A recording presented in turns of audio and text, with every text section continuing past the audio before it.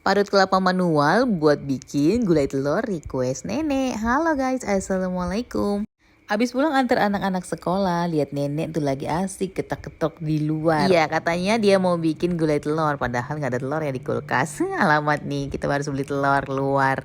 Coba kalau ngomongnya dari tadi bisa langsung beli pas pulang antar sekolah. Tapi ya sudahlah, kita beli aja langsung ke warung. Karena nenek katanya lagi pengen banget makan sayur telur. Dan ini aku parut kelapanya manual ya. Kenapa manual? Karena nenek gak mau pakai kara. Dia pengennya pakai kelapa parut biasa. Katanya lebih enak dan lebih wangi. Nah ini dia bumbu-bumbu yang udah disiapin sama nenek. Aku nggak tahu ya apa bedanya bumbu yang aku bikin sendiri sama yang disiapin sama nenek. Kok rasanya itu lebih sedep lah, lebih enak kalau nenek yang racik. Dan aku langsung blender aja. Tapi racikannya dari nenek ya. Dan mempersingkat waktu ini dia. Udah aku blender ya. Dan langsung aja kita mau masak telurnya nih. Ceplok-ceplok aja karena anak-anak itu nggak suka kalau direbus.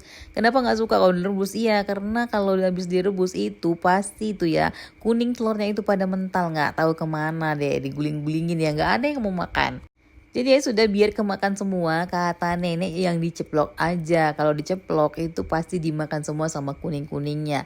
Ya karena berbeda ya, kalau kuningnya itu diceplok, itu masih agak kenyal-kenyal. Tapi kalau direbus itu lebur jadi nggak pada doyan.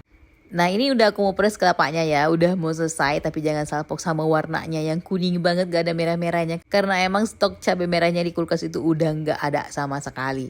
Jadi ya sudah kita pakai cabai hijau aja tapi agak dibanyakin sedikit kunyitnya biar warnanya agak cerahan lah ya.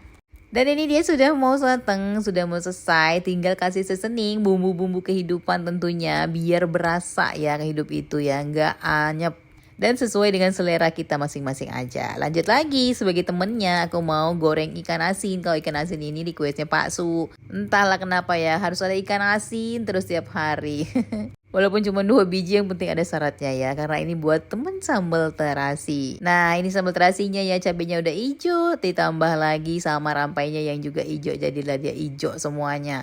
Dan alhamdulillah ini udah selesai gulai telur sambal terasi. Dan juga itu ada lalap daun singkong sebenarnya ya nggak kelihatan. Kita mau makan dulu, sampai jumpa lagi di video aku selanjutnya. Dadah!